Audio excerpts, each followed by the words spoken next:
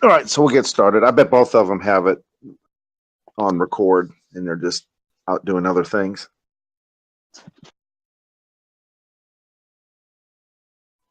We won't be able to cover all this. There's no way. This particular portion of Daniel, we've been focusing a lot on Daniel because that book alone could, as a group, we could spend 6 months on the study of Daniel, literally, because that's probably one of the 5 Bible canon books that directly affect prophecies and our day. That's why it's so, not that the others aren't important, but it's very relevant. Another example would be the book of Revelation, Ezekiel, Malachi, portions of Isaiah, where those prophecies directly affect our time period. So that's why the more time spent studying Daniel is relevant. It's not a waste of time. The other books are good as far as history, ancient history, and then also behavior patterns and getting to know the personality of this Jehovah or Yahweh, which some of that we will cover eventually. But now I'm hitting. Unfortunately, we're starting with Daniel, which is a very difficult book to understand from the get-go. So that's a tough one to start the whole group off with. But that's what was chosen in Daniel chapter 10 and 11. There's an in-depth prophecy describing 2 kings. One's called King of the North and King of the South. And the description of King of the North and King of the South in the beginning was in reference to dynasties that were north and south of Jehovah's people, or the descendants of Abraham.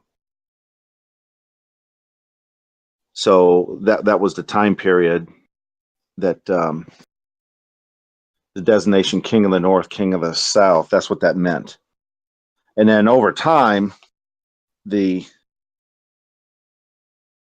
definitions of the King of the North and King of the South have changed over the years. So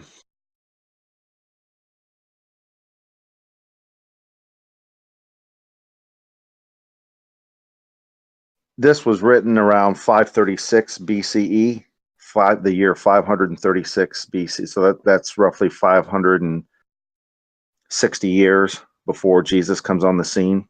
To put it in perspective, 560 years before Jesus comes on the scene. And Daniel was given a vision by an angel who, in his mission to visit Daniel, had to contend with an interesting character, and I'll get into that. The angel spoke to reveal what was to befall Daniel's people in the final part of the days. So it was a vision that was yet to come. Daniel, of course, got a lot of those. He's probably thinking, is there anything going to be relevant to my time period? Everything that I get seems to be thousands of years into the future. But that's the task that he had. So starting with the king of Persia, he recorded history in advance. The prophecy revealed that the world scene would come to be dominated by 2 main opposing political powers, termed King of the North and King of the South. And that situation would prevail until the standing up of Michael. Daniel chapters 11 and 12.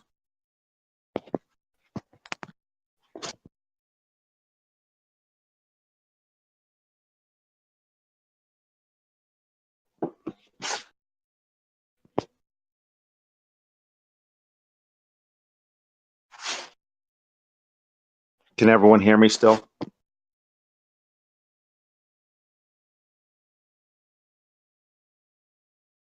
Okay.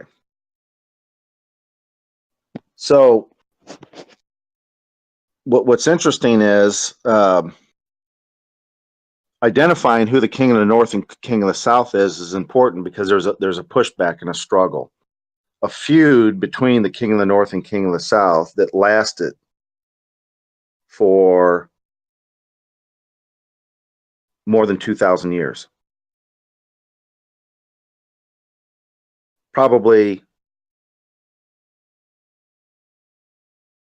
closer to 2,600 years.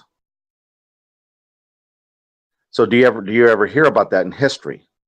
Do schools or universities teach anything about this 2,600 year power struggle between the king of the north and king of the south? So that's a question you can type in or.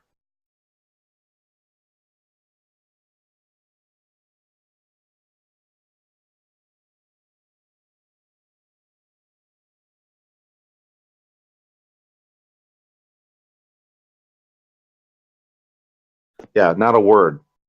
Nowhere. So what happens is the scriptures talk about in the last days leading up to the reset, days leading up to the Great Tribulation and Armageddon, which is a biblical term. Whatever adjective that you want to pick describing the last days or leading up to the reset, that there will be a global spiritual famine, a worldwide famine of spiritual ignorance. Do you think we have that today?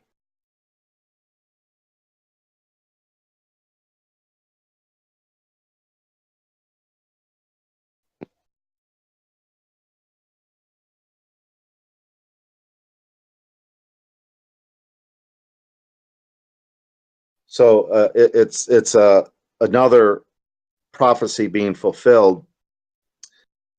The gross ignorance is unbelievable. So very few people see what's coming from the scriptural ancient text point of view. So there's people living today that know something's not right. They know that the economy, there's something fishy. People are stressed out. Families aren't as strong as they used to be. People are becoming more wackadoodle, multicolored hair, gender confusion. They might be aware of that, not knowing how to prepare for the future. What's going to be the monetary system? Is it going to be the US dollar? Is it going to be crypto? Should I have gold or silver? Do I get cans of cat food? How do water filters? That's there. But the understanding of where we are in the stream of time from an ancient text and prophecy standpoint, great ignorance, great spiritual famine. It's rampant in all religions, not just Christianity. So if you can get through, we're not going to be able to do it all today by any means, but understanding the king of the north and king of the south and their identity, and you look at current politics or recent history, World War I, World War II, the Vietnam Korean conflict, Desert Storm with Iraq, and so forth. A lot of us were alive for some of this, or it's close enough recent history. We have some knowledge of these events. Then you can relate that to Daniel's prophecy and then connect the dots and go, oh yeah, we're absolutely close to this reset based on what the scriptures and ancient texts say. So then that understanding is important because it puts a sense of urgency that this isn't something that's 50, 100 years, 300 years away. It's going to hit in our lifetime. So if that's the case and you're convinced of that, how are you going to respond to the information? The sense of urgency is it to where it moves you. There's motivation for you to act upon it. So Daniel chapter 10, I got books falling on the floor here. This is it's a little background information. It'll be a little slow read, but I'll still read it out loud because a lot of you might not have a Bible in front of you. And verses 1 through 10-ish kind of sets the stage. And then there's something really interesting at Daniel 10, verse 13. In verse 14. So after 13 and 14, I'll stop and then kind of explain a little bit and then see if there's any questions.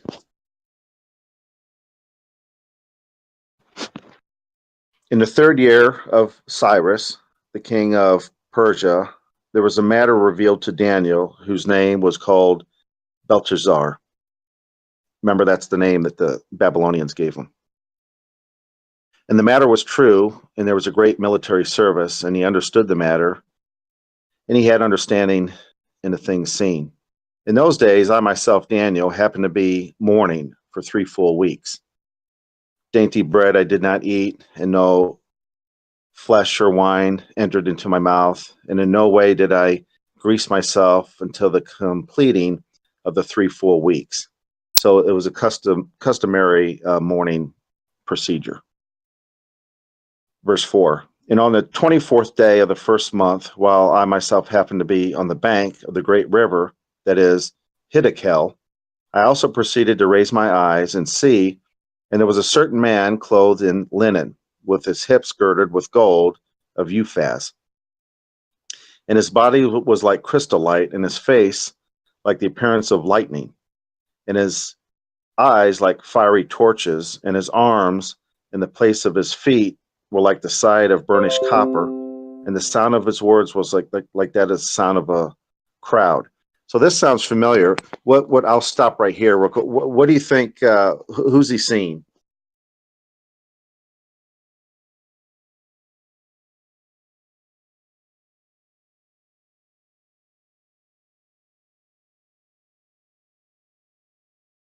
Any ideas?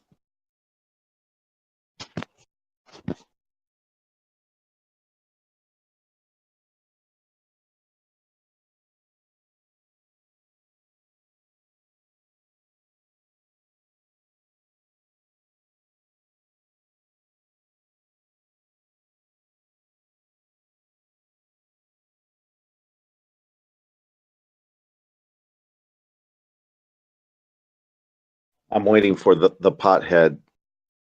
That's an interesting name that you chose. No, it's not Jesus. It's an angel.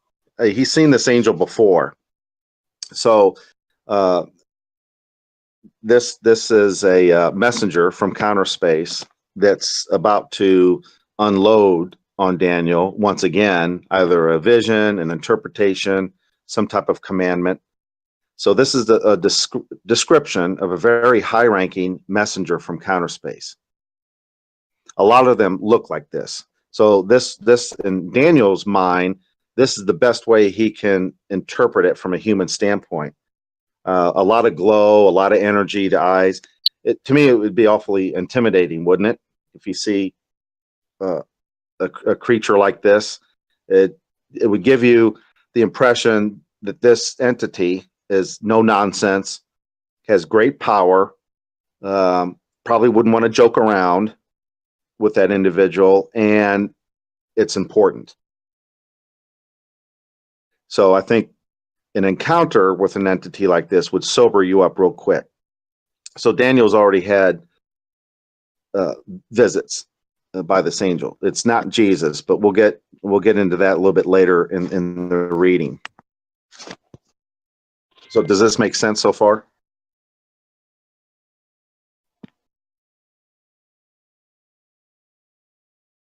Okay. So, verse 7, and I, Daniel, myself, the appearance, but as for the men that appeared to be with me, they did not see the appearance.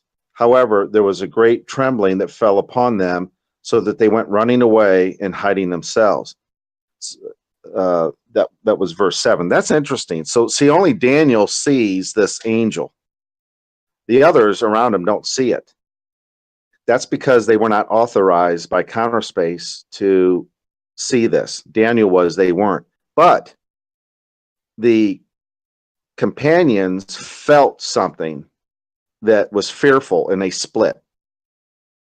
They got out of Dodge. So that's interesting. You kind of think about that scenario. Verse 8, and I was left remaining by myself, so that I saw this great appearance, this angel. And there was left remaining in me no power, and my dignity became changed upon me to ruination, and I retained no power. I'd be doing the same thing. And I began hearing the sound of his words, and while I was hearing the sound of his words, I myself also happened to be fast asleep upon my face, with my face to the earth. And look, there was a hand that touched me, and it gradually stirred me up to get up upon my knees and the palms of my hands. And he proceeded to say to me, O Daniel, you very desirable man, have understanding in the words that I am speaking to you, and stand up where you're standing, for now I have been sent to you. And when he spoke with me this word, I did stand up, shivering. So again, that's how we would respond. This is a very intimidating situation. The angel tells Daniel, get up, stand up. You're an honorable man. You've experienced this before. There's something I need to tell you. Verse 12. And he went on to say to me, do not be afraid, O Daniel, for from the first day that you gave your heart to understanding and humbling yourself before your God, your words have been heard, and I myself have come because of your words. Verse 13. But the prince of the royal realm of Persia was standing in opposition to me for 21 days. And look, Michael, one of the foremost princes, came to help me, and I, for my part, remained there besides the kings of Persia. And I've come to cause you to discern what will befall your people in the final part of the days, because it is a vision yet for the days to come in the future. Let me back up and reread this. I got it in front of me. If you're just trying to listen, I'll back up. The angel says to Daniel, do not be afraid, O Daniel, for from the first day that you gave your heart to understanding and humbling yourself before your God, your words have been heard, and I myself have come to you because of your words. So right there, the angel saying, you're a spiritual individual. You're humble. You have the right heart condition. You're or an individual that we in Counterspace can work with. So God, this Jehovah, sends me to give you a vision. But in verse 13, the angel says, but the prince of the royal realm of Persia was standing in opposition to me for 21 days. And look, Michael, one of the foremost princes, came to help me.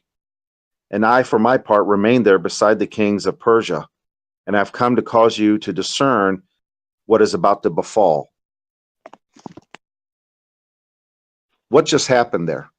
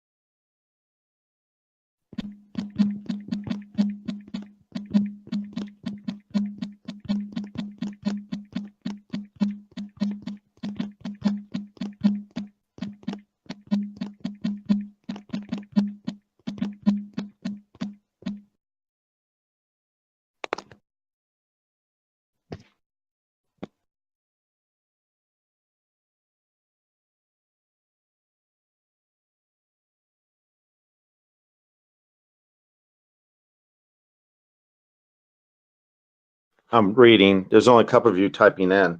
You can also get on the voice.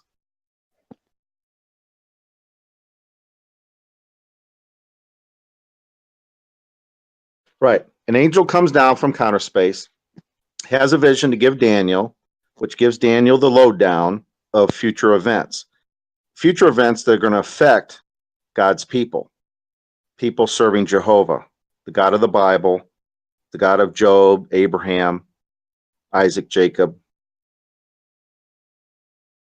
This angel leaves counter space to give Daniel the vision, and the prince of Persia stops him. For 21 days, he can't get to Daniel until Michael, the foremost angel, comes from counter space and deals with the situation, which allows this powerful angel to reach Daniel to give this vision. Do you know what just happened?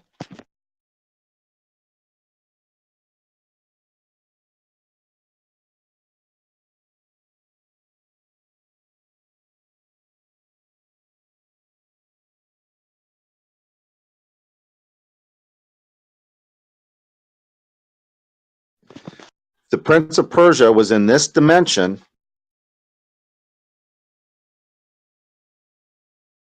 was in our dimension, but was in that area. Persia is modern day Iran. This is where Daniel was located, in this jurisdictional region. So Daniel was physically in that part of the Middle East.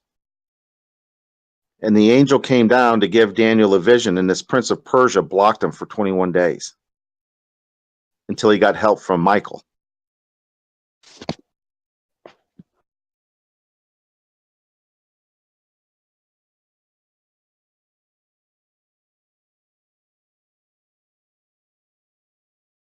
I'm waiting. Some people are typing. I wish you get a microphone. It's quicker.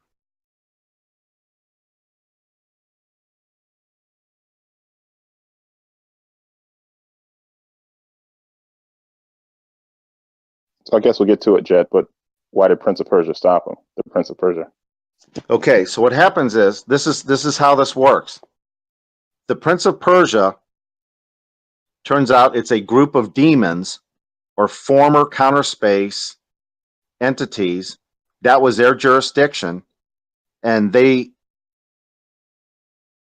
were fighting this faithful angel counter space and trying to block this counter space entity from reaching Daniel to give the vision.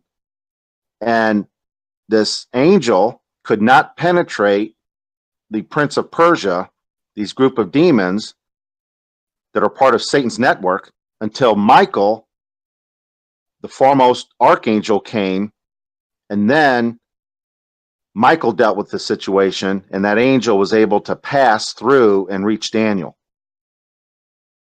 Who's Michael?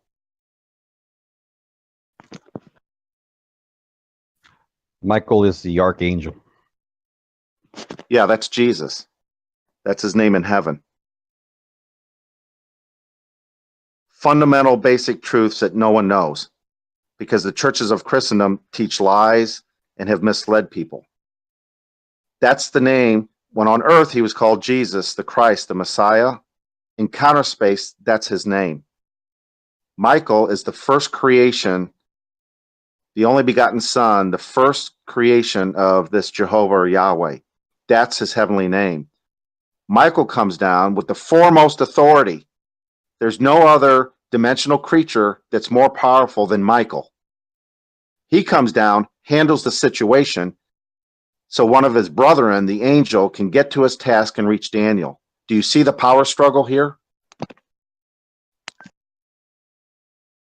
Yeah, I've often heard that the different jurisdictional areas these demons rule over.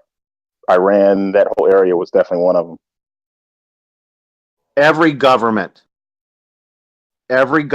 is run by multiple demons, and they have jurisdiction. The Canadian government has demons. The United States government, the Mexican government, France, Russia, Greece, Chile, Australia, Venezuela, Argentina. Getting the picture? Yeah, it's all of them. All the governments are under control of Satan's network, and some demons are more powerful than others. Do we have governments today that are more powerful than other governments? Yeah, I guess, and they fight amongst each other. Right. So the group of demons running the United States are those group of demons in higher rank than the group of demons running Venezuela.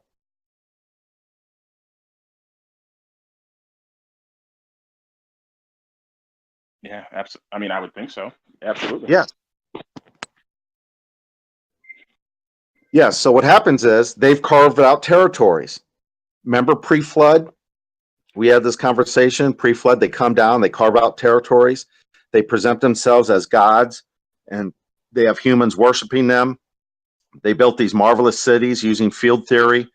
They were involved in replication, getting women pregnant, trying to have offspring of their own, co-opting the human DNA.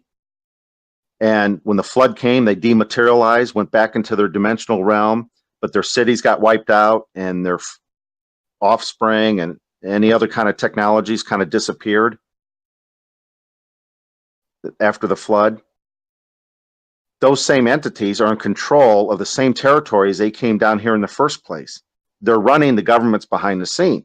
So the demons of Persia are extremely powerful because they were able to prevent a high-ranking angel for 21 days from reaching Daniel, and it was so pressing, who had to come to help? Jesus. Michael. Yeah. Jesus, who's known as Michael. Michael comes down, immediately remedies the situation because the power and authority he has, and deals with the demons of Persia, modern day Iran, and the angel gets to Daniel and gives him the vision about the king of the north and king of the south.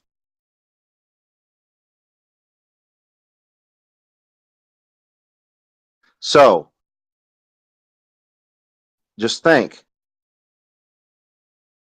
Today, do you think Iran is a government that will easily be able to be pushed around? No. Who's running there? No, not at all. Right, because who's running Iran? The same demons that it took Michael to address so that this angel could get to Daniel, they're still running Iran.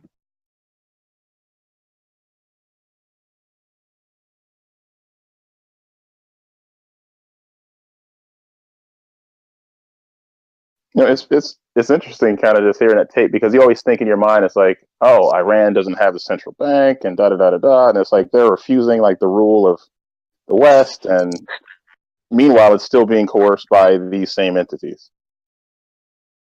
Correct. Which government's older, Iran or the United States? Iran, no doubt. Yep. Do you think the United States is going to be able to push Iran around?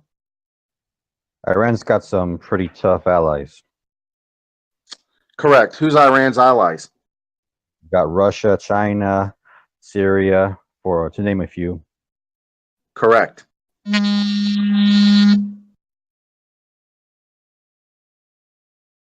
Right. So the reason why I bring this up is you're going to start to see the identity, who comprises and makes up the king of the north and king of the south, which was a vision that Daniel received by this angel. Do you think the understanding of Daniel chapters 10, 11, and 12 would be important for us to understand today? Absolutely. Yes. Why do people not know about it? Most people just study the New Testament.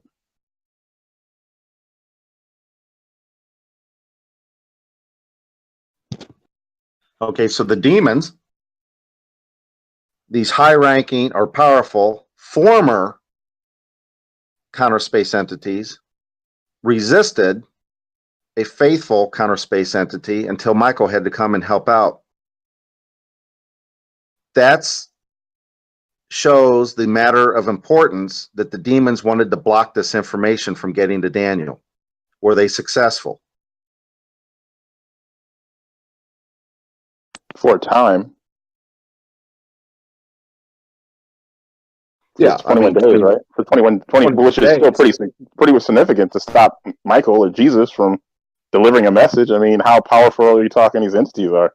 No. Back up. They weren't stopping Jesus. They were stopping an angel that Jehovah and Jesus sent. Okay. To reach Daniel.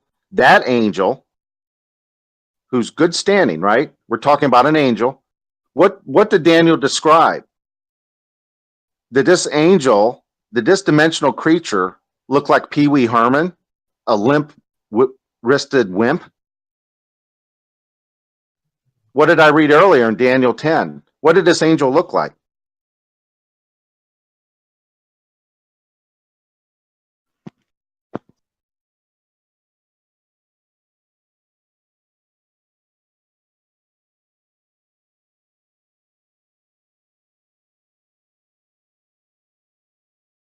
I missed that part, Jet.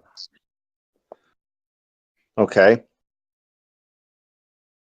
I also proceeded to raise my eyes and see, and here was a certain man clothed in linen, with his hips girded with gold of Uphaz.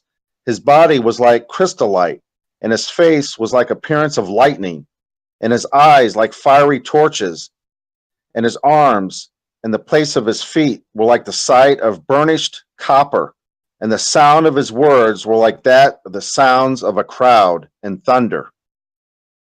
And I saw, Daniel, myself, the appearance, but as for a man that happened to be with me, they did not see the appearance. However, there was great trembling that fell upon them, so that they ran away and hid themselves. Was this a wimpy character that Daniel saw? No, it probably scared the crap out of you if you saw it.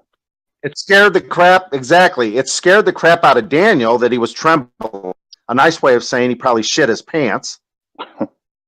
And the men, the prophets around him, couldn't see this angel because they weren't permitted to, but they felt the presence of this dimensional character to where it scared the bejeebies, and they scattered and left him all by himself. Nice friends, but they were trembling.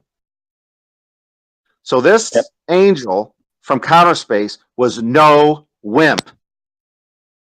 We're talking a serious, powerful entity with authority to give Daniel a vision, and he was blocked by the princes of Persia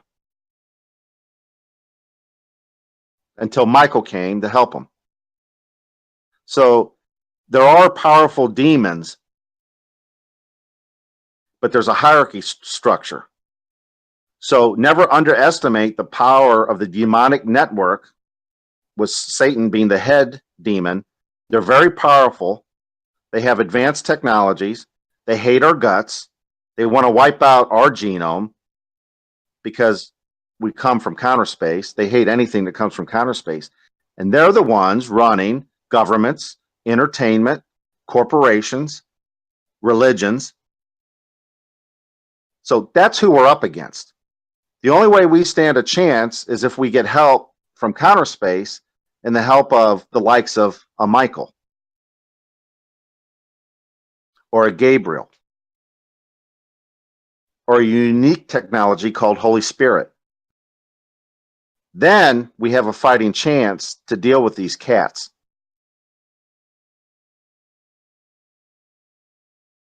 That's why when you understand the real world, the spirit world, the dimensional world, mankind is never, ever going to solve any of their problems and bring about peace and security and cure diseases and everything. As long as these demonic dimensional creatures exist, we don't stand a chance. They're going to have to be cleared out by the military from counter space. So when you see the world that they've designed, these rebel demonic entities, do you want to participate and be identified as part of their world?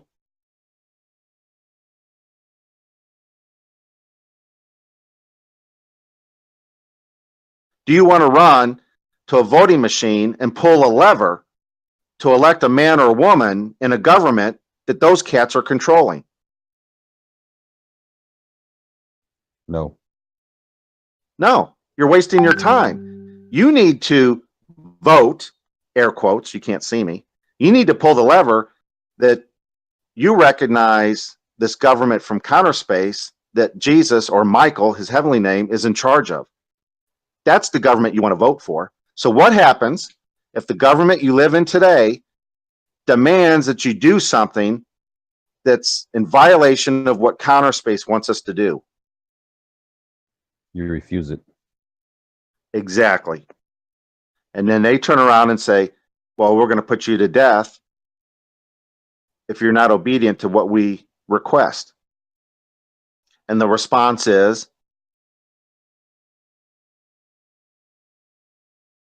I'm not going to do it. It's like, fine then, that's what you got to do. That's what you got to do, because here's the situation. You, government official, military official, whoever, you don't have the authority, first of all, to put me to death. I'm a sovereign entity, a creation of this Jehovah or Yahweh that sent Michael, the premier creation, the first of all, came down, we know him as Jesus, provided a ransom sacrifice. You don't have the authority to put me to death. I'm the property of this Jehovah or Yahweh, and I've been redeemed, ransomed by this Michael, the chief archangel, the foremost angel that we know as Jesus on earth. So really, I'm their property. You touch me, you're damaging their property. You're going to have to answer to that. Second, you didn't create me, this planet or anything of that. So I don't have to answer to you. If you put me to death, they will resurrect me. You're not going to be resurrected.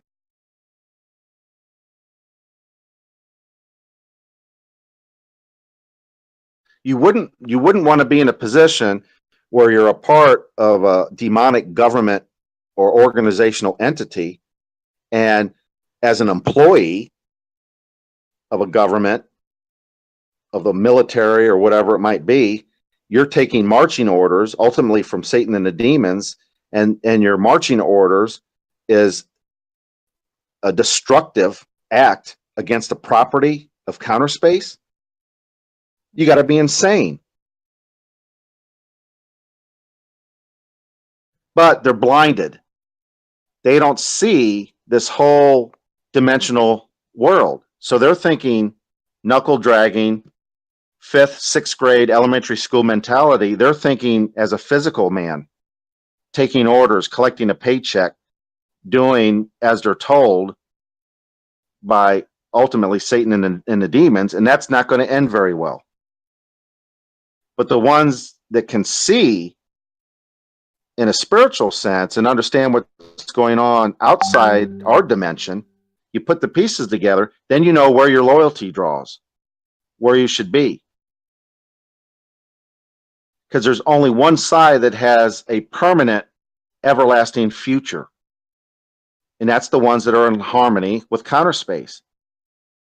The other option is a short-term future that's going to be quickly coming to an end at this reset, this event of Armageddon, whatever term you want to use. That's not 30, 50, 100, 300 years away. It's months, if not years away. That's how close it is.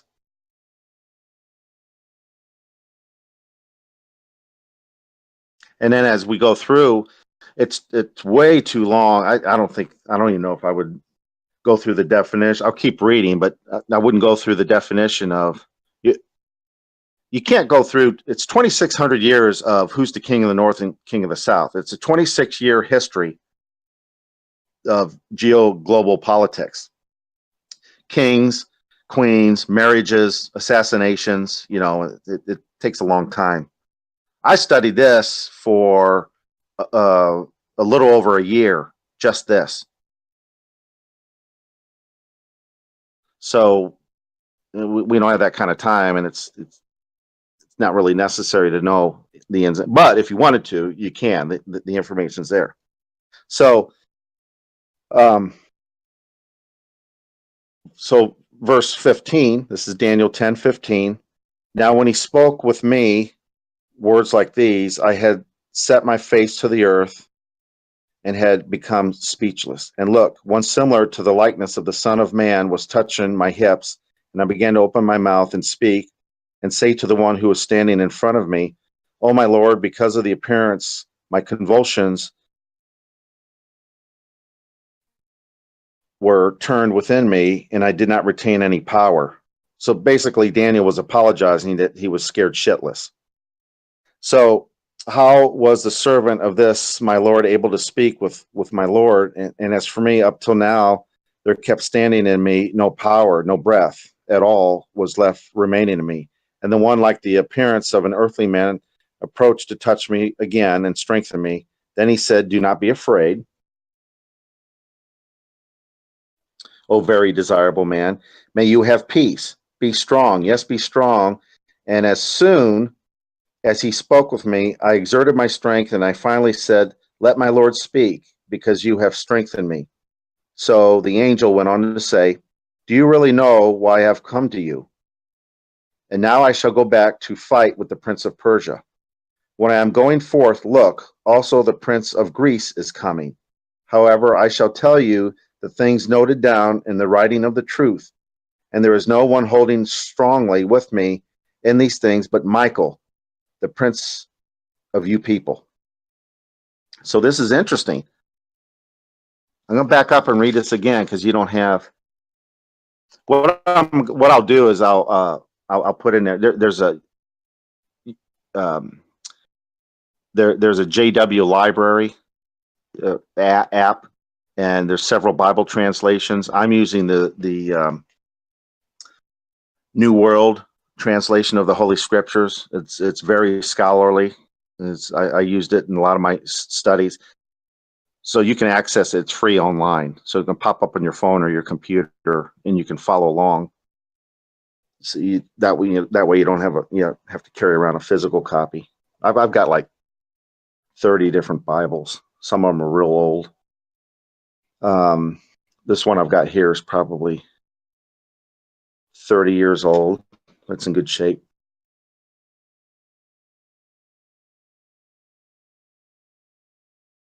So I'll repeat this. And the one, like the appearance of an earthly man, proceeded to touch me again, strengthen me. And then he said, "Do not be afraid, Daniel.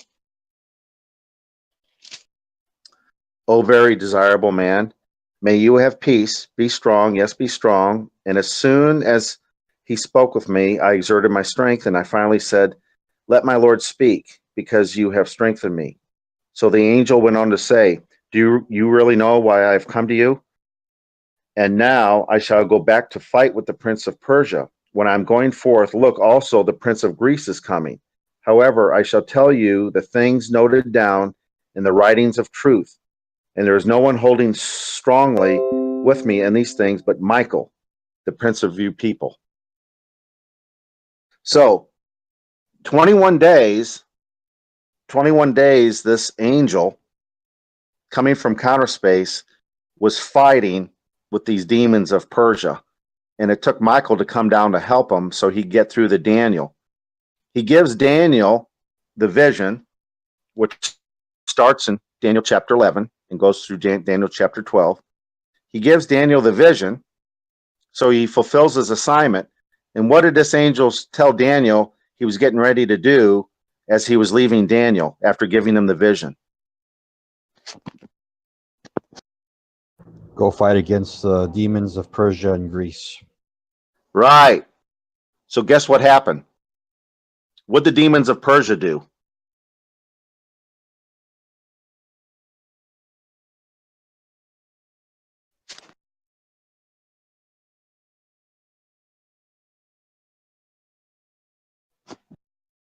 Try The to demons- intercept the demon. Try to intercept the angel from going back to counter space to report. Right. So the demons of Persia called their buddies the demons that were running the Grecian Empire. Do you get the connection? So would this have any other relations to major events in history? So did they start a war No, after that? no. Well, Okay, look, okay. the demons, Satan and the demons, are former counter space entities that broke off in a rebellion. So counter space comes into the jurisdiction of the Persian demon empire. And the demons, with their technology, get notice something's coming inbound. We have an inbound angel or entity from counter space. Who knows? They probably know him. They could have been best buddies or associates before they went rogue, right? So they know an inbound angel entity, alien entity, is coming from counter space into their jurisdiction, Iran, that area where the Persians were in control. So, you know, it covered Iran and Iraq and Israel, the Middle East. And they got into military formation to stop this counter space entity angel from getting to Daniel. They were successful for 21 days until Michael comes from counter space, backup. We're talking heavy artillery when you're dealing with Michael. There's no one higher. The demons in Persia probably said, shit, Michael's on his way. And nothing they could do. No one's more powerful than Michael in counter space, because we're dealing below Jehovah, correct? You follow me so far? This is hard because no one's talking. It's just Yeah, I got you. I hate Discord. It's better to be in a room and I can see people's faces and who's falling asleep and picking their nose or nodding their head yes. You know, it's just hard. It's hard on the Yeah. phone. So I follow you. So they're resisting. Michael comes up, heavy artillery. They're like, shit. Nothing we can do. The angel gives his assignment to Daniel and tells Daniel, I'm going back in battle formation. I'm going back to join Michael because the demons of Persia summons the demons of Greece to come and help them. So there might be friction today of the group of demons in this country don't like the group of demons in that country that don't like the group of demons in that country, and they squabble and bicker back and forth, territorial disputes, right? Picture a gang. Picture 4 or 5 gangs in Philadelphia. They squabble against each other, turf wars and so forth like that. But if an outside entity threatens all the gang members, all of a sudden there's a code to where all 5 gang members of Philadelphia come to help their brethren because they have a common enemy. Do you get that illustration? Yeah, I understand. So the demons of Persia ask for help of the demons in Greece, and they come to battle with this angel that just talked to Daniel and Michael and whoever Michael brought with him. So there's warfare that's been going on for a long time between these entities. So what's going to happen is at Armageddon, at this reset, every jurisdictional group of demons, I mean every single one of them, from the most powerful to the wimpiest, they are all going to throw aside their bickering differences and they are going to unite as one army against Michael's army. Who do you think is going to win? Not them. No. Absolutely not. But they have no choice. They have no choice to get ready for this final battle. Now, what you guys need to I was just going Go to say, ahead. you've mentioned just even behind the scenes where, we're talking these secret space programs kind of collaboratively working behind the scenes to prevent something. Like, hey, let's pool our resources to work together to kind of work on these technologies behind the scene to prevent something for the common interest. Correct. So what happens is you have the demons, you have dimensional creatures that are getting ready, putting aside their differences, like these 5 gangs of Philadelphia, putting aside their turf wars, and they're uniting. These demons are going to unite against Michael and the military force, the good guys coming from counter space. But the demonic network is also demanding, and man will have no say so in it. They're also demanding that all the militaries on Earth join them in fighting Michael and that military. And that's what the space program's all about. Well, how well do you think the government militaries are going to do against Michael and the archangels? I mean, Michael and the other angels.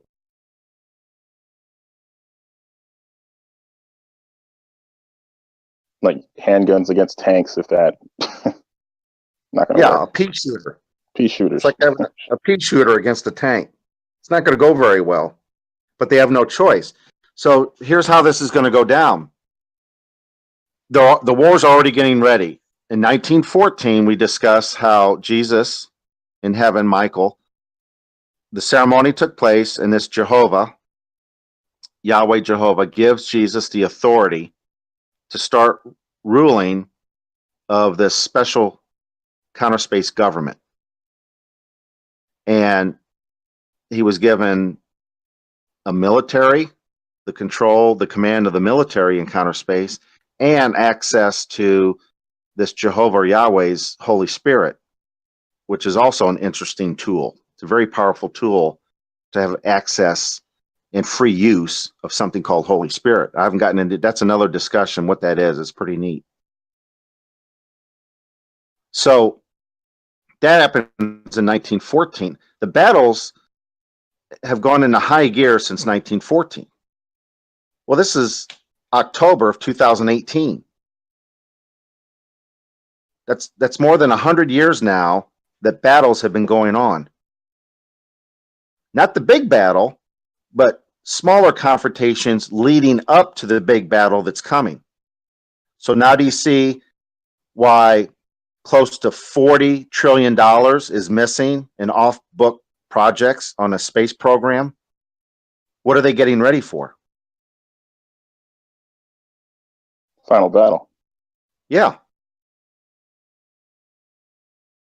Does your neighbor know that this is going on? Nope. Do any of your relatives know that this is going on? Probably not. How did we get, and this is review, how did we get from Will and Orville Wright in the early 1900s, 1904-ish, with Kitty Hawk, their first flight attempt there, and I think that's North Carolina or whatever. How we go from Will and Orville Wright, who were bicycle guys in Ohio, having first flight, and 70 plus years later landing on the moon. Counter space. The rebel group, former members of Counter Space, gave governments and government scientists that advanced technology because they're like, we have to get these dumbasses. We got to help them out with technology because we're going to need their help at Armageddon. And they're still messing with bicycles and hot air balloons. We got to get them into the space age. Follow me?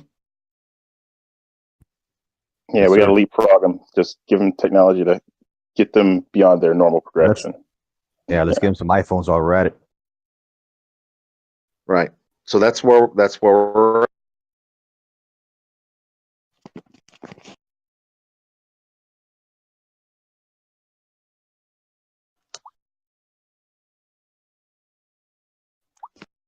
So here's my next question. And I don't mean to be hard on you guys. This is a serious topic. So my voice and language might be forceful, but it's only because of the topic matter. I'm not like thinking you're all the Three Stooges and stupid. That's not. in No, not at case all, you. man.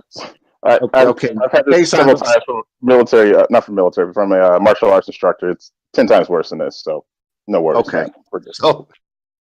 So since battles have really intensified since 1914, a little over 100 years ago, when Jesus was enthroned as king, and getting ready for Armageddon, this great reset, so has Satan and the demons and earthly militaries been getting ready.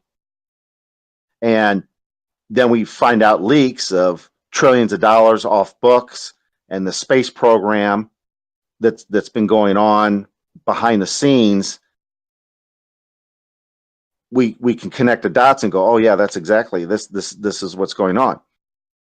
As this is about to break out in the final war of Armageddon, when the counter space military comes that's in control of Michael the Archangel, which is another name for Jesus, in his normal domain in counter space, when that military comes,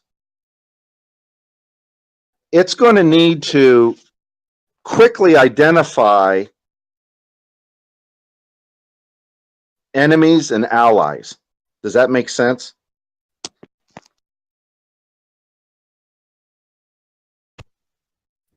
Yes.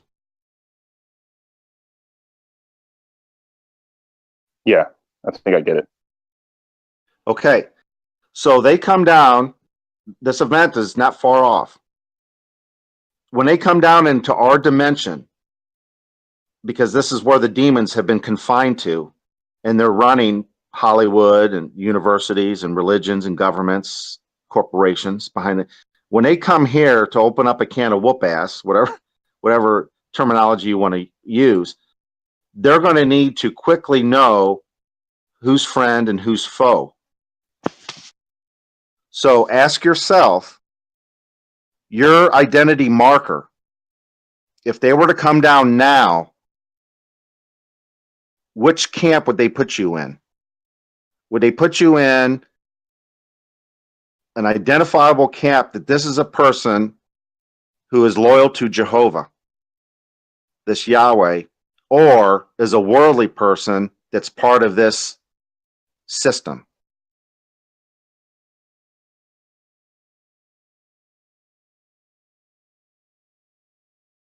I mean, it'd be based on your deeds of your past, or No, it's current. What are you doing currently right now? Are you involved in politics? Are you involved in a military, current military? Are you actively involved in a corporation that's run by the demons? What does that corporation do for a living? What kind of entertainment do you participate in? What is your conduct like? What are your thoughts? Do you meditate? Do you have any prayers? If so, what are your prayers based on? What is all that? It's going to be an identifying mark. They don't have much time to hem and haw. When they come down here and this thing opens up full throttle, you better be damn sure you've got a very noticeable identifying mark that you're on Jehovah's side and you're not part of this world. That's all I'm saying. so like, what about in Exodus, where they were painting on the doors? Didn't they put a mark on the doors to kind of make sure that was that was the Passover. So there's a procedure at the Passover of slaughtering a lamb and splattering the blood so that when counter space came, they could quickly pass over and not execute the firstborn, as the command was, the firstborn child and the firstborn of livestock. So Wouldn't having the Holy Spirit present with you be an indicator? yes, absolutely. So that is a energy sequence. That would be. Here's a crude illustration. Let's say there were special sunglasses that you could put on, and you're at you're in San Diego, right? That is correct. Okay, so you're at what's the baseball team? San Diego Padres? Correct. Padre. Okay, so you're at a Padres baseball game, and let's say it's sold out. I think most baseball stadiums hold around 50,000, give or take 40,000, something like that. So it's 40,000 people. It's sold out at the baseball game, and you put on these sunglasses, and as soon as you put on these sunglasses, you can see that there's about 60 people as you scan the seats at the baseball stadium. You can see about 60 people once you get these sunglasses on, and there's like a lime green laser light shining above their head. I mean, it's real noticeable. You take the sunglasses off, everything looks normal.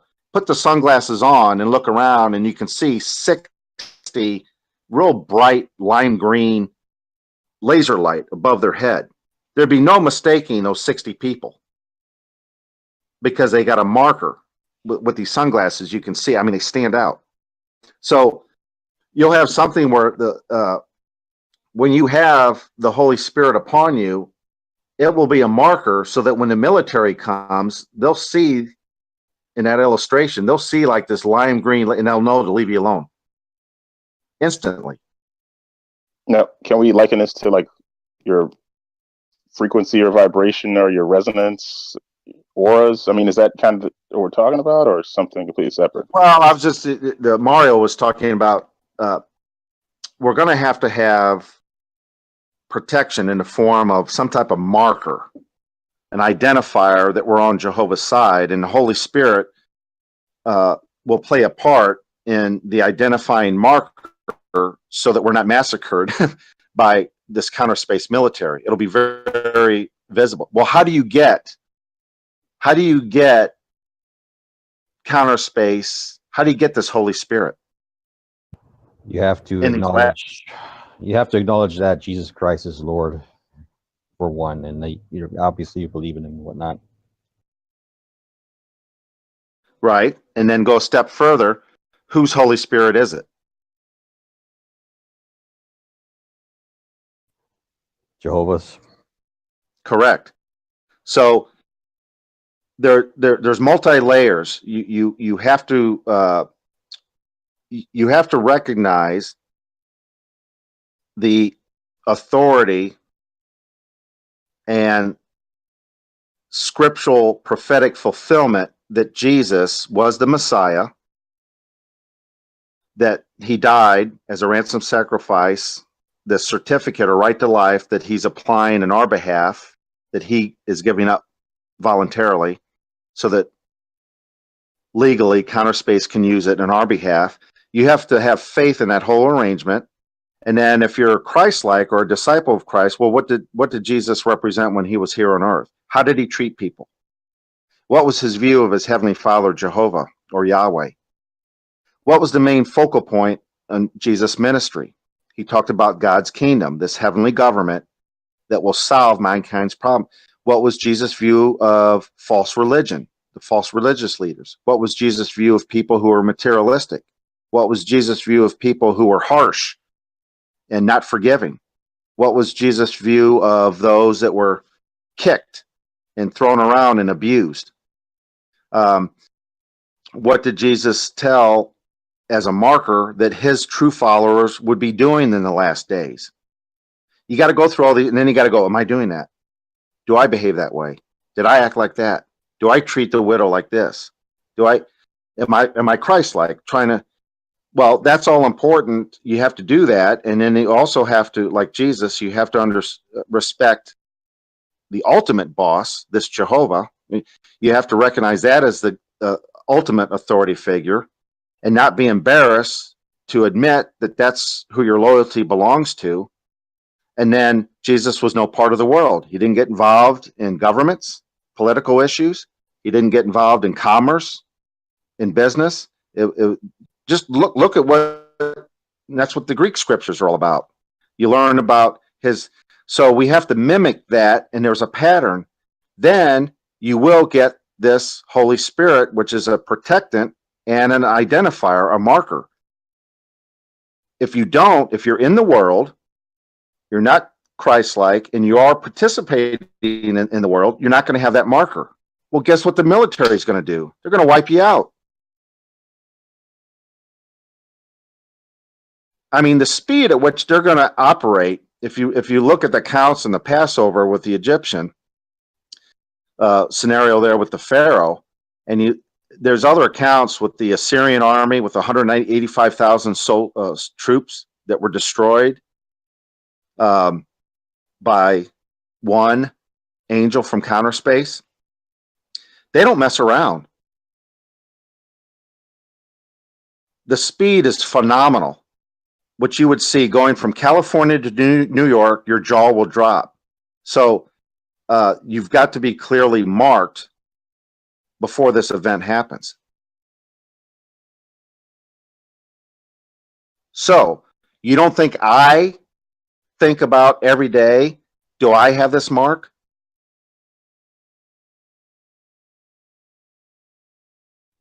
I hear you there. That's my number one priority. I'm not some arrogant, self-righteous jackass who thinks I'm saved and have it made and you need to do this, you need to do that. I am 24 hours a day worried about my conduct, my spirituality, my behavior, my thoughts, and my harm. I am scared to death that I'll goof up, I'll fall victim to this satanic system of things, whatever it is. I'm always on my toes because I don't trust myself. I have moments of weakness.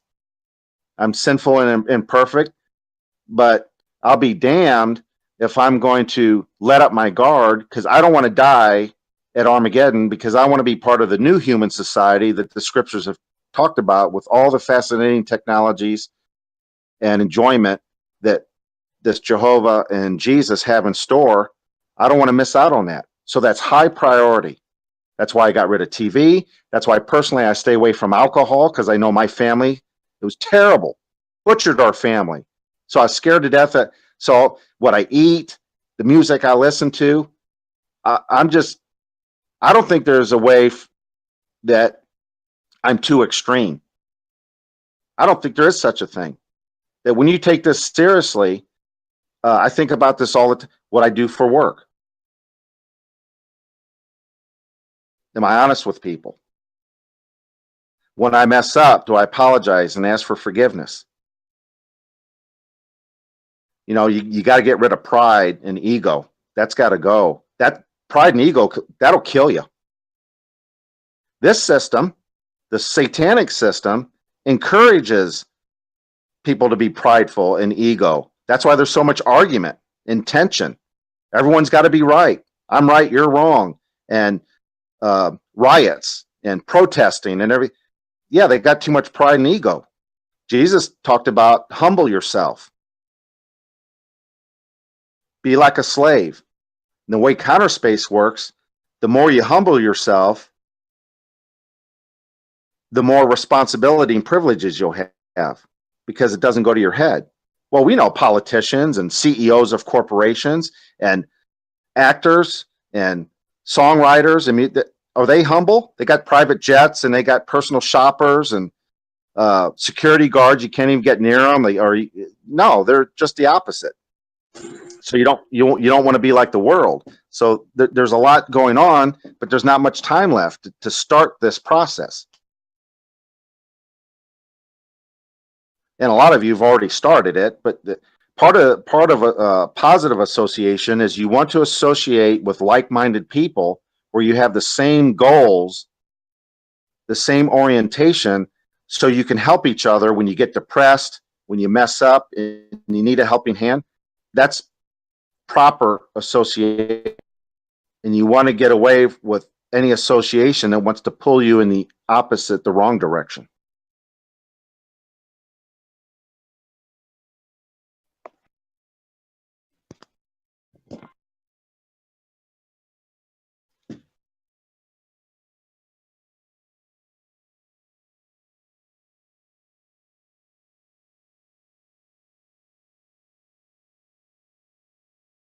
Yeah, it sounds about right. I mean, all the relationships that I've had in the past that are falling apart and naturally gravitating towards a like-minded individual. It's like, it almost feels like tribalism.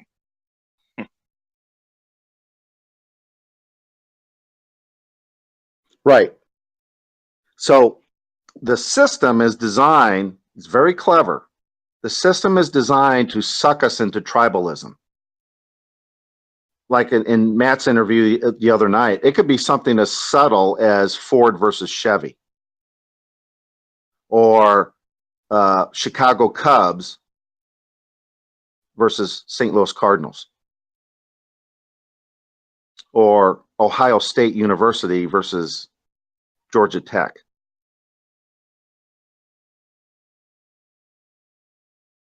So I'm at McDonald's today. Nice healthy food, I know, but I'm there getting an iced tea.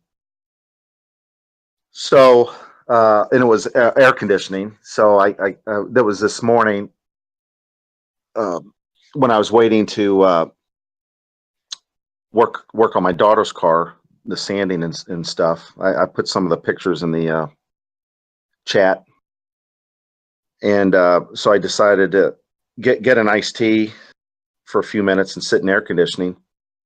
And I'm watching the people come and go. It was pretty consistent because I don't remember exactly, 10:30-ish, something like that. So people are getting breakfast, they're about ready to switch over to lunch. Old people, teenagers, in between. And I couldn't believe every single person coming in, with the exception of maybe 3 or 4, every single person came in, either had a ball cap that had a university logo on it, or an automobile, Ford, Chevy, or they had a t-shirt that had a tennis shoe logo on it, or a beer, or they had t-shirts that had musicians, Jimmy Buffett, Led Zeppelin type. And I'm looking around going, they've turned humanity into walking billboards, and it's a form of tribalism. Everyone's wearing their favorite whatever, and they're branding. They're brandishing a branding, and it's really a subtle form of idolatry. Or they don't see it that way because they're not tuned to it. But it was amazing that it's in everyone's subconscious. So this world is cleverly designed to subtly suck you into that mindset, and it's all designed to pull you away from counter space. They don't want you to have that identifying marker that's going to be crucial at Armageddon.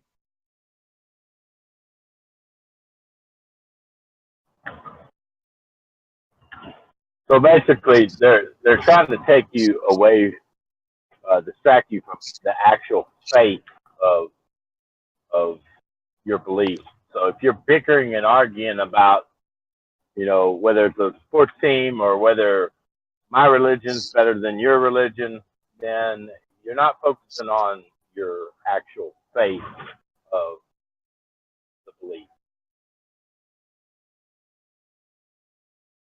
Correct.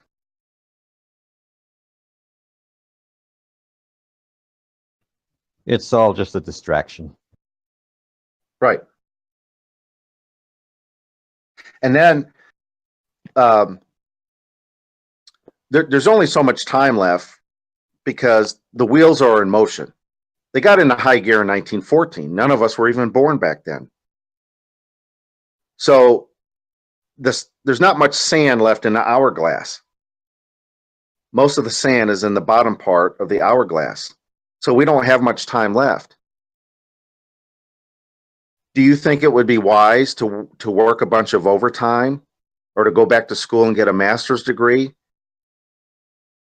if you really know the time frame that we're in? Is that the best use of your time? Because will that help you get closer to counter space, working overtime or going to night school and getting a master's degree so you can get a new job or a promotion?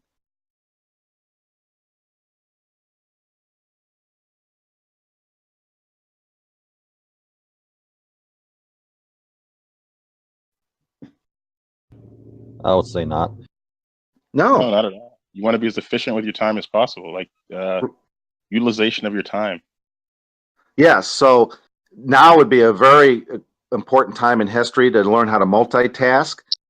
But if you follow scriptural admonition, both the Hebrew and Greek scriptures, or geez, now would be a great time to go against the flow of society and simplify your life, try to get out of debt, really do a self-evaluation. What do I really need? What does my family really need? What are needs versus wants?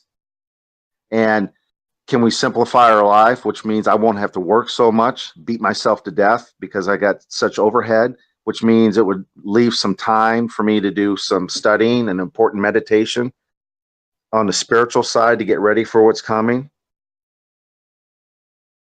That's not what talk shows. That's not what the entertainment industry, that's not what universities don't want you to think that way. They want you to go back to school and they want you to send your kids to school. They want that high tuition and they want you to be part of the cog of this machine. So you're going to be going against the stream. You're going to be going against the crowd when you make these decisions.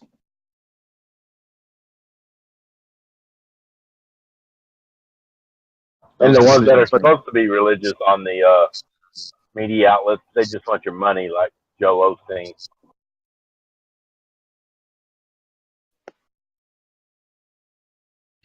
Yeah, there's a lot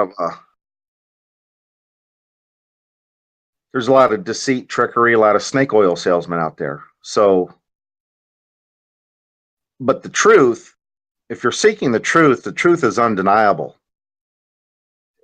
It's you'll know scriptural truths because of the resonance. So it's easy to identify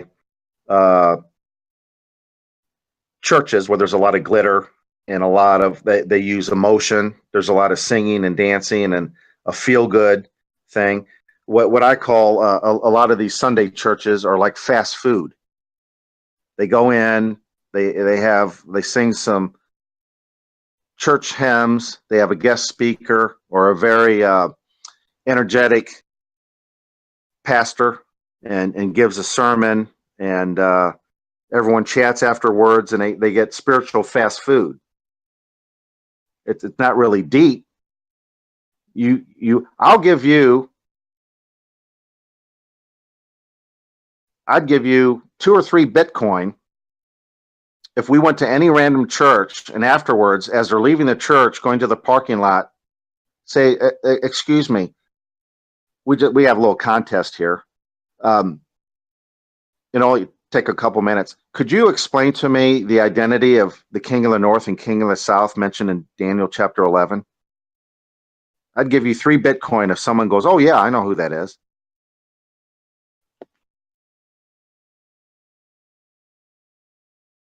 It's not going to happen. They're not getting spiritual food. They're getting spiritual fast food, a cheeseburger. They're not getting nutritional, accurate information. So, well, even if they had an explanation, it would probably be wrong.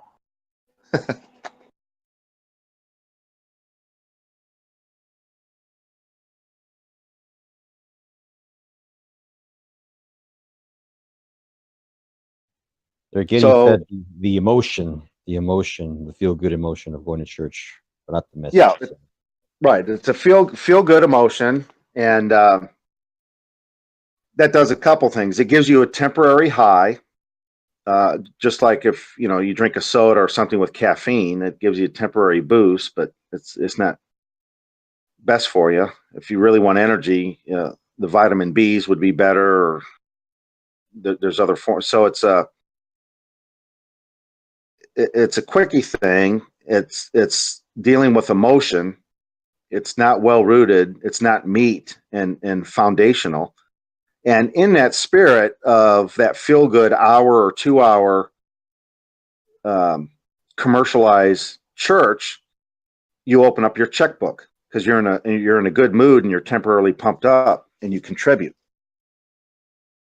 But it's not lasting. It's not deep spiritual food, because you didn't leave that sermon in that church really understanding scriptural truths and how to be prepared for Armageddon that's coming, and tools to apply in your life so that you're in harmony with counter space and you can have that identifying mark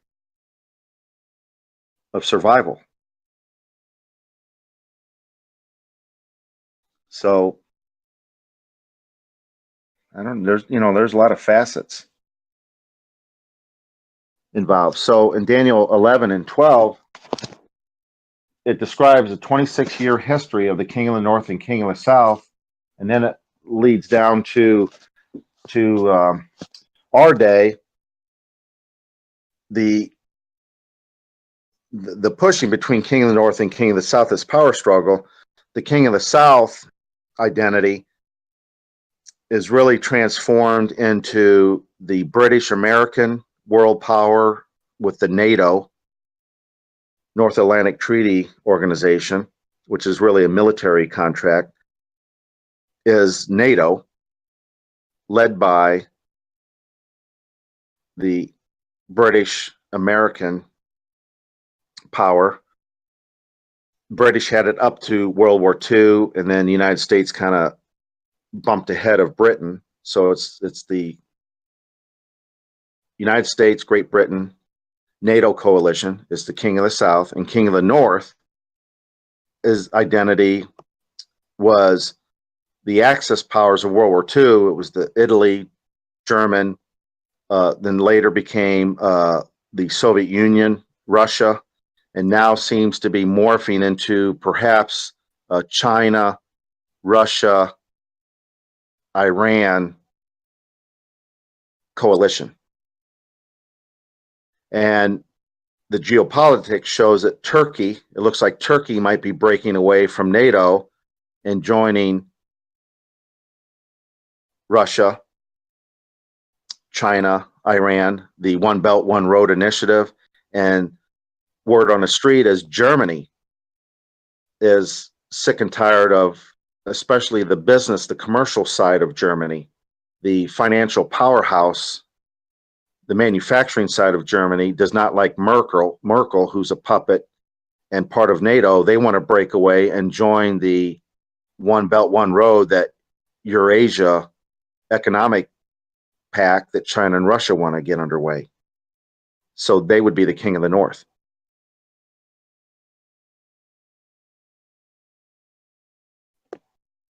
So the Americans are the king of the South, the British, the China, and Russia are going to be part of the king of the North. So, I could, right. yeah, I couldn't hear. I couldn't hear all of that. I don't know if your phone was breaking up or if you're on I'm speaker. on my Bluetooth because I'm on my Bluetooth because I'm driving. I hate that Bluetooth. When I see you, I'm going to crush your Bluetooth. Yeah, if I didn't have it on though, you would hear all the stuff in my van just clattering in the background. So you mean like my truck? Yeah. yeah. Well, I got all kinds of parts for hot tubs in there, so they just rattle. But I was saying, if Russia and China are the king of the North, and America and Britain are the king of the South, it doesn't it say in Daniel 11:40 that basically the North is going to crush the South? Yeah. Okay. So you you get the first prize, which means I'll have to buy you an iced tea or something, or beverage of your choice when you come up to St. Louis, because that's exactly, my thumb is pointed to it right now, and I was going to read Daniel 11:40. So good for you, because you're right in line. Is everyone else ready for me to read what DePeister just said? Yeah, go ahead. Ready. We got quite a few people. I thought they'd be watching TV or something this afternoon instead of listening to this. Well, football's not until tomorrow, so. Oh, okay. I got 11% more on my phone, so I'm gonna listen till it dies. Okay. Daniel 11:40. In that time of the end, the king of the south will engage with him, king of the north, in a pushing. And against him, the king of the north will storm with chariots and with horses and with many ships. And he will certainly enter into the lands and flood over and pass through. And he will also actually enter into the land of the decoration. And there will be many lands that will be made to stumble. But these are the ones that will escape out of his hand, Edom and Moab, and the main part of the sons of Ammon. And he will keep thrusting out his hand against the lands, and as regards the land of Egypt, she will not prove to be an escape. And he will actually rule over the hidden treasures of the gold and the silver, and over all the desirable things of Egypt. And the Libyans and the Ethiopians will be at his steps. But there will be reports that will disturb him, meaning the king of the north, out of the sun rising and out of the north, and he will certainly go forth in a great rage in order to annihilate and to devote many to destruction. And he will plant his palatial tents between the grand sea and the holy mountain of decoration. And he will have to come all the way to his end, and there will be no helper for him. And during that time, Daniel 12:1, and during that time, Michael will stand up, the great prince who is standing in behalf of the sons of your people. And there will certainly occur a time of distress, such as not been made to occur since there came to be a nation until that time. And during that time, your people will escape, every one who is found written down in the book of remembrance. Do I need to read that again, or did you get it? Got it.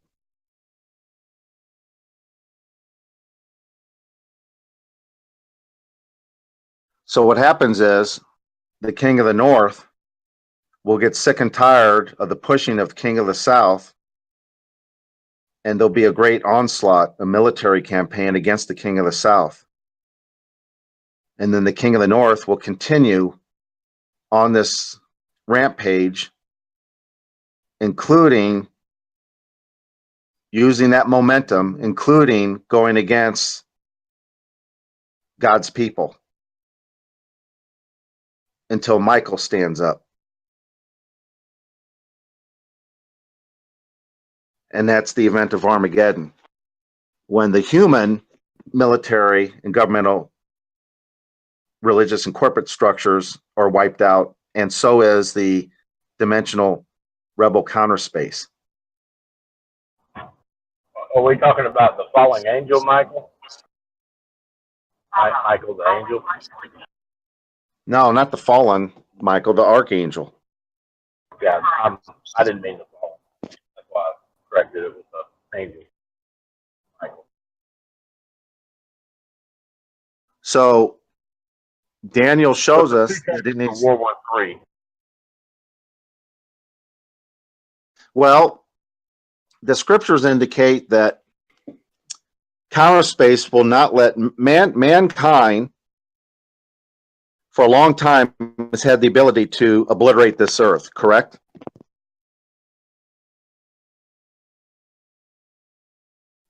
That is Well, we correct. can definitely wreak havoc on it with nuclear missiles. Yeah, we I have don't know enough if we can technology. obliterate it, but we could definitely wreak havoc.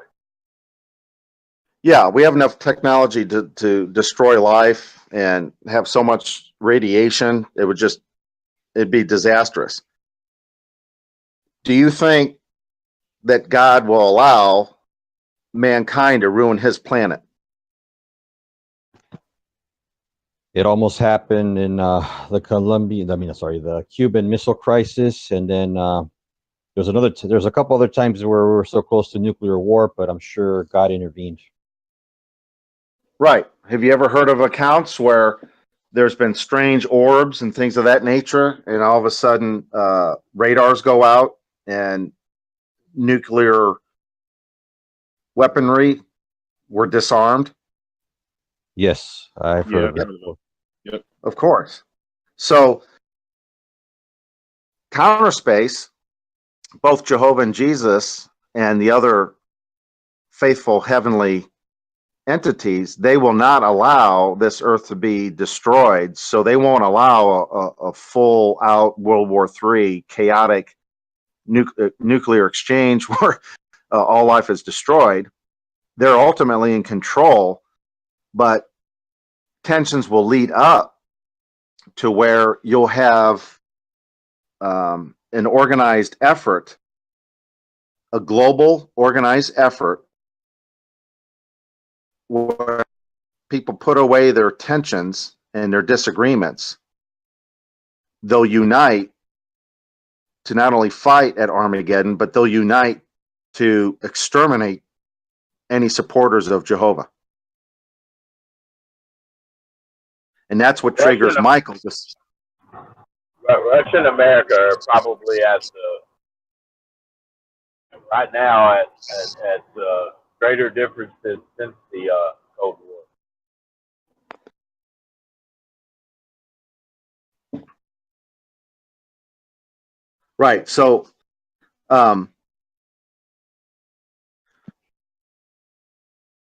each day and each week that goes by, we're going to get closer to this event. So the pressure is going to be on to keep us from developing a relationship, a spiritual relationship in this education. The faster we can have a relationship, the better off we're going to be. And to survive what's coming, we can't do it on our own. We're going to have outside technologies and outside intervention. That's why all these accounts in the Bible about Shadrach, Meshach, Abednego thrown in a fiery furnace, not a hair was singed. The technology used there. Daniel thrown in a lion's pit. He didn't get devoured. The list goes on. All the Israelites passing the Red Sea and the Egyptian army drowning. Very unusual, funky, weird stuff is going to happen to protect us, but we are going to be targets, and we are going to be targeted because from the world standpoint, if you support counter space and you're a true disciple of Jesus and worshiper of the God of the Bible, Jehovah, which is who Jesus worshiped, that was his heavenly father that he prayed to and resurrected him when he died, and he was sitting at his father's right hand. If you're on that side, then you're going to become enemies of the world. But it's been predicted. We know it's coming, but we also know their attempts are going to fail, and they're the ones that are going to be exterminated. They're not going to survive the reset, and we will.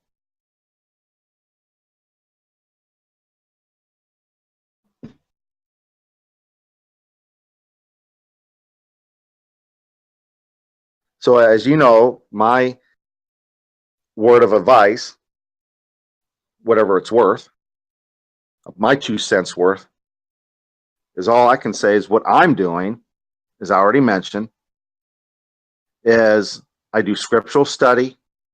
I do a lot of reading.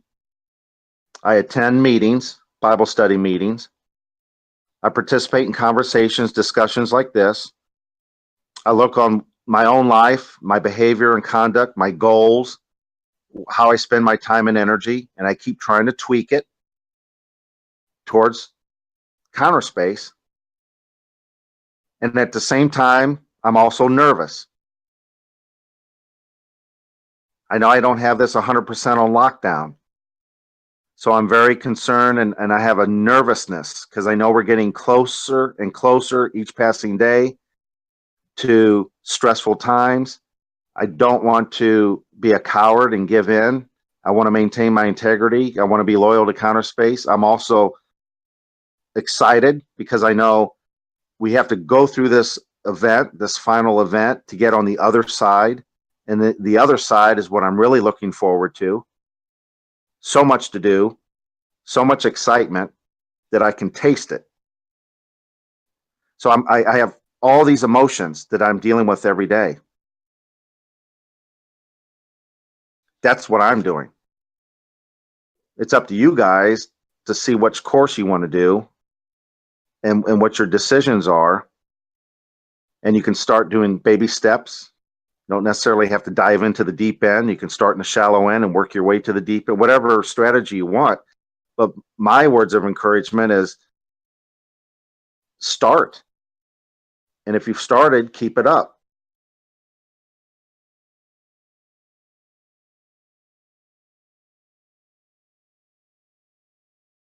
I do have one question for you, Jeff. I knew you would. You always did. Yeah. So what about the people? You know, when you talk about Jesus, at the core we're talking the Christianity religion. That's what Jesus is. Okay. So what about the Indian people, the Chinese people, the Asian people that necessarily don't follow Jesus? They may follow their own religion that they were taught, but they meet the same criteria of Counterspace. You know, they're good at heart. They're helpful to others. They're doing all the right things. Just don't necessarily doing it in the name of Jesus. They're doing it in the name of whatever religion that they were taught. Growing up. That's their culture. But they're doing all the right thing, and they're seeking the their own personal knowledge of this. What happens to those people if your only way is to follow Jesus? We're talking billions of people that may have the same faith as somebody that follows Jesus, but they just obliterated because the person that they prayed to wasn't necessarily named Yahweh. It was something else. No, according to using the scriptural reference, if people meet the criteria sanctioned by Counterspace, they will have the protection. But the scriptures also indicate that there's a great global, Jesus even referred to this, that in the last days there will be an unmistakable global educational campaign that will reach all corners of the earth. Every remote jungle, remote island, every dynasty, every empire, whether the educational work is legal or banned in that country, and a great educational work about Counterspace and the identifying markers, the identity will take place in the last days, and that Counterspace entities, like this one angel that was on a mission to give Daniel the vision of King of the North and King of the South, those entities are involved in combing the billions of people living right here on Earth, and their assignment that they have to answer to Counterspace, they have to answer to Jehovah. Their assignment is to oversee the educational work and make sure that any man, woman, or child that has any questions or any proper vibration or heart condition seeking the truth and spiritual knowledge, it's their responsibility that human get contacted and get the necessary information. And if they mess up, these angels, these spirit creatures, they're in deep doo-doo because they answer directly to Jehovah and Jesus. they're not going to drop the ball. So there's never going to be a situation where there's a family in a remote area of Vietnam that gets wiped out in this reset because they didn't have an opportunity to have proper truth and to respond to it. There'll be no innocent individual that's wiped out. It's taken care of at that level. It's a very just system. It would be unjust if you got wiped out just simply because you lived in a mountain in Asia and were isolated and didn't have access to information, and then all of a sudden you get executed. No, it doesn't work that way. They've got it all under control. Believe me. So right now, don't take this wrong, but right now, we don't need to worry too much about what's going on in Vietnam.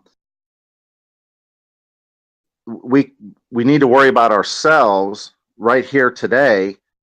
And if this information is accurate and it's sanctioned by Counterspace, we have X number of people listening right now. It's recorded. Some people listen to it later. There's other people like me in Vietnam right now contacting people and having similar discussions in their language. No one's going to fall through the cracks. That's been a promise contained in the scriptures.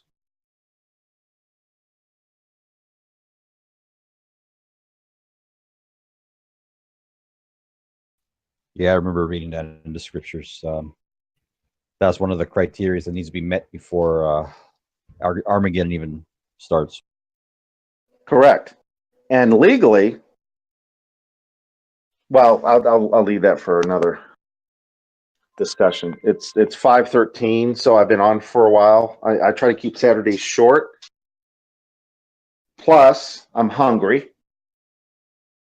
I'm also a little tired because some had some questions last night. So I'll wrap this up for now, but I will continue this Wednesday. But there'll be some interesting things as far as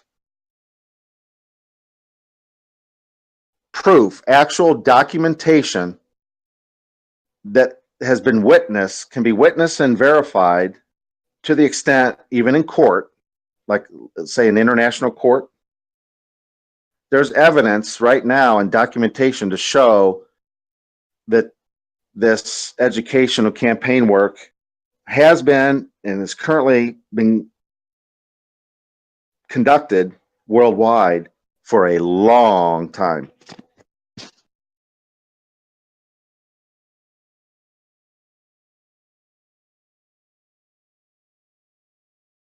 So that might be an interesting discussion. Well, how can you know what evidence will there be? It's pretty neat. But any last minute, anyone but DePeister, because his questions are too in depth and they take too long. Anyone else have anything real quick before I get off? Yeah. Well, I'm hoping somebody recorded this because I missed most of it. I'm thinking Noah Irish Miner or Real GP recorded it.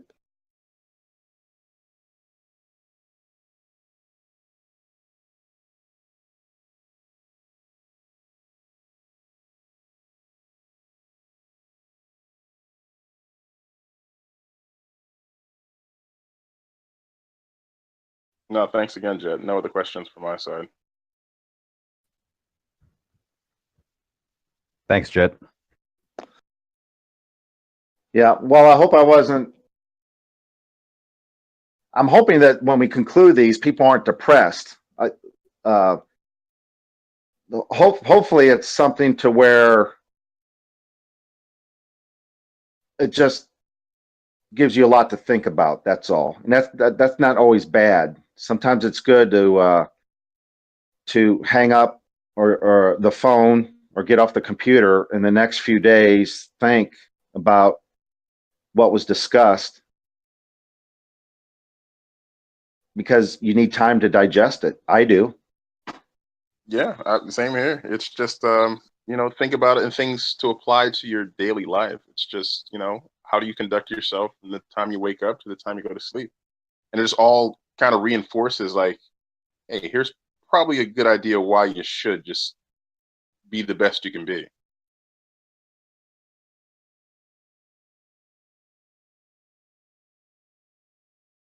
And then don't be surprised when don't be surprised, and all of you, this has already happened. Don't be surprised when things get difficult or weirdness happens, comes from left field out of nowhere, and then you kind of chuckle, going, "Well, this is interesting. I'm getting some resistance here, or something that came out of nowhere. Now I know where this is coming from." And if anything, that's a sign that I must be doing something right, because otherwise I wouldn't have such friction come out of nowhere.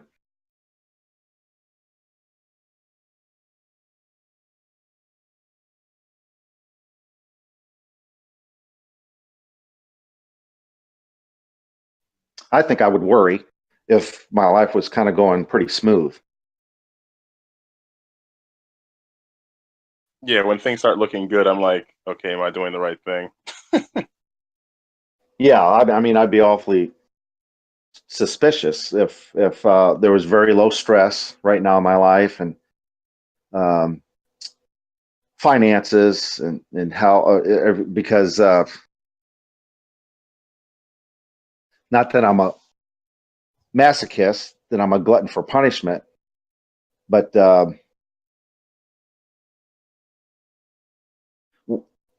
when you go against the system of things, it's just,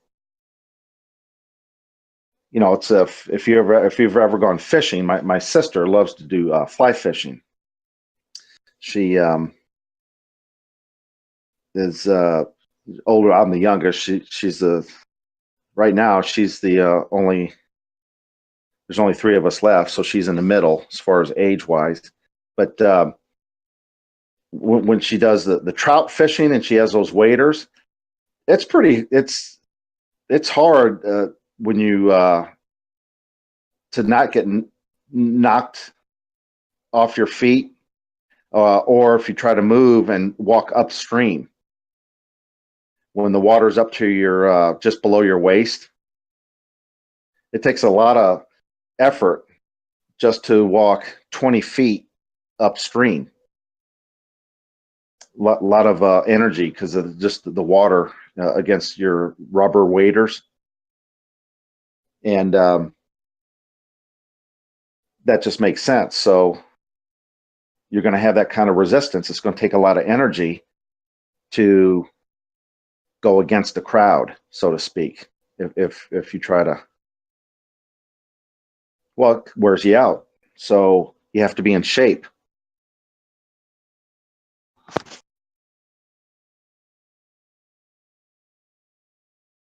So part of a spiritual journey, there's a lot of physical aspects to it. So if you try to eat healthier, try to get sleep, whatever's normal for your body. Some people can function on 6 or 7 hours sleep. I'm the type that is always needed around 8. I have one buddy of mine, a former hockey. His whole life works on 5 hours sleep. Never bothers him. 5 hours is all he's ever needed. And I'm like, his name was Barry. I go, how do you do that? So that's just how he's wired. But getting proper sleep, nutrition, and physical exercise, whatever your favorite, going to the gym or walking or bicycling, swimming type thing, I would also say that's extremely important in the spiritual battle, is getting in shape physically and trying to bump your health up. which I think this group is doing that. And Lone Arc, we talked today about that. I think it was Diet Coke that he would drink like 4 liters a day, and he quit. He went from 4 liters a day, and then there was also some psychological. He said that he would sleep better if he knew there was a full liter bottle of soda in the house. So there was some psychological attachment to the habit as well as drink, and he quit from 4 liters to nothing, which is remarkable. Absolutely remarkable. So that right there is also a key step in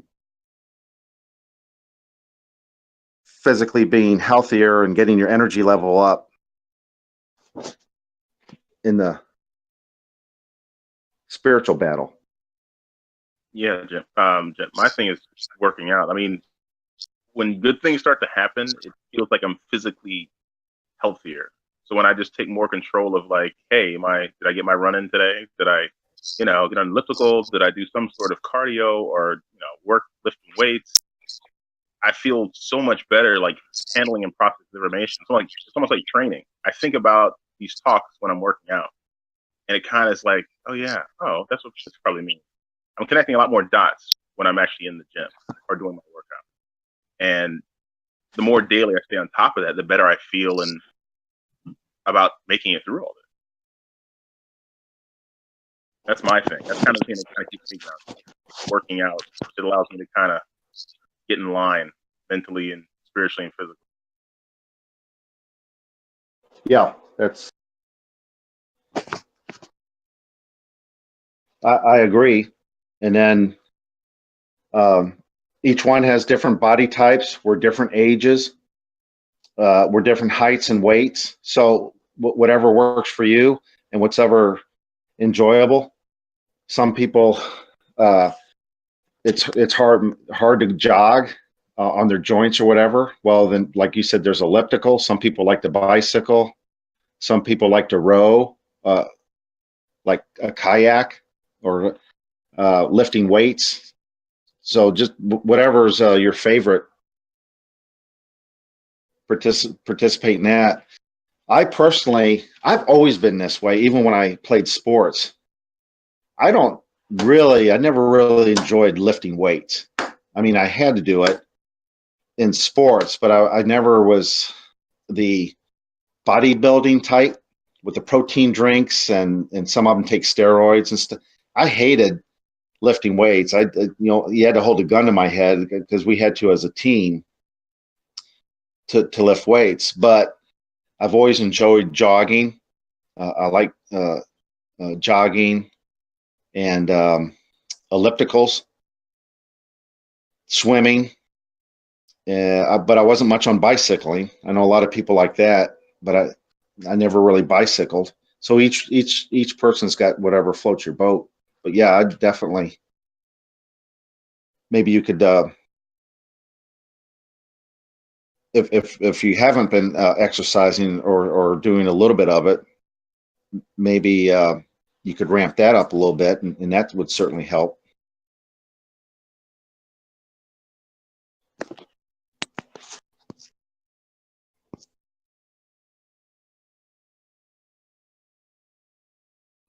Of course, having the plant food helps, but you guys don't have that yet. Yeah, I'm pretty active, so I'm looking forward to that. I can't wait to get access to some of that stuff. Little joke there. Yeah, too bad you're not. We might have to. We'll have Cliff or someone. We'll get you some up there in wherever you are, Virginia, Maryland area, since you won't be able to make it to St. Louis. And Mario, I don't care about Mario in San Diego or Florida crypto. I'll let them fend for themselves.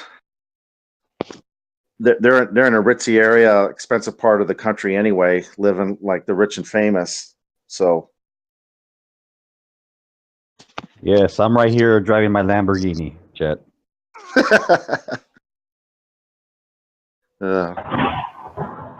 Just throwing a joke out there, seeing if you guys were still listening. I wanted to add that mental health is just as important as your physical health. So I talk to a lot of people that tell me how bad they were in their younger days and the things that they did. So, you know, they're just not worthy of you know, they're basically think that they're hell bound. And I always remind people that no matter what you've done in life, you can be forgiven and you can forgive yourself, because Moses, you know, murdered a man and still delivered us all the information that we have, you know, as far as our commandments. And so,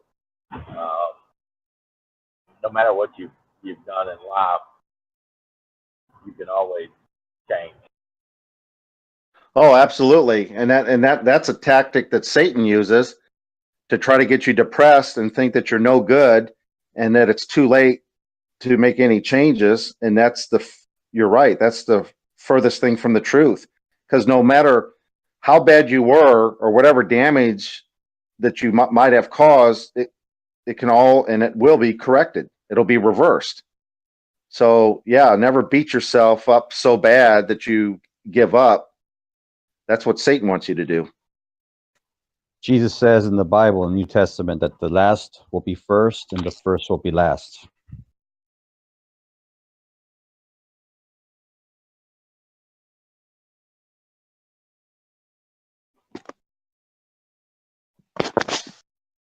Yeah, that's a pretty famous scripture.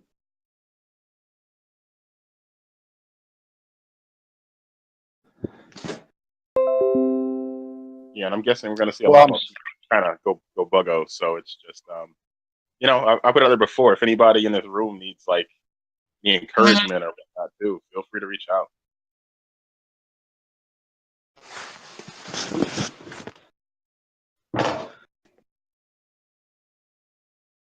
I think mental health in a whole is just taking a toll. People just can't handle these changes.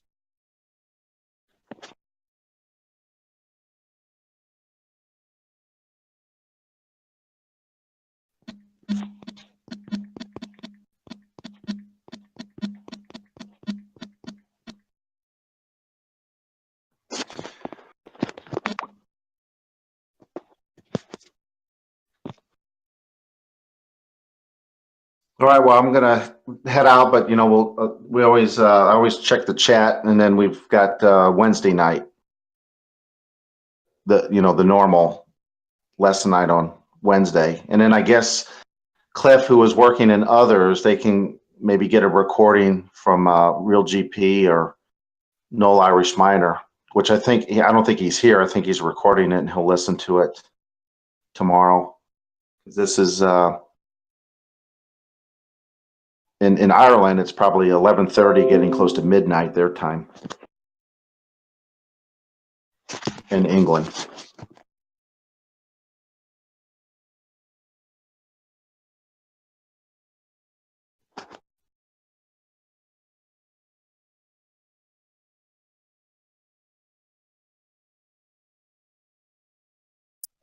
Thanks, Jet. I'm glad Real GP gave he typed in a logo there, a thumbs up. It could have been a different digit on the hand. I'm glad he didn't use that one.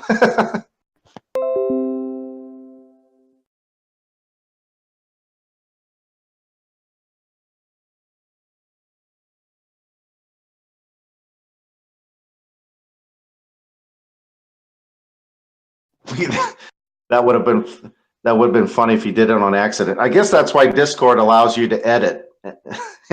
You can edit any upload in case you make a mistake. Oh, that's my man. favorite feature. Yeah. Well, half the time if I'm driving, I can't text and drive at the same time. I'm terrible. And then my phone will do. I hate that autocorrect feature because I type in a word and it'll change it, and I'm driving and I hit send, whether it's Discord or a text message, and I'm like, that's not what, and then I got to try to edit it. It's so, yeah. Yeah, same here. It's just my grammar has gone way down. Yeah, and a lot of people go, this guy's an idiot. He can't spell and he's using the wrong word. And I'm like, Yeah, well, someone did say that, and I'm like, well, it's between driving and texting and the stupid autocorrect spelling or whatever that feature's called. Not every time I post something is. But yeah, take care and then talk to everyone later. Hey, Jeff. Later, Jet. See you, Jet.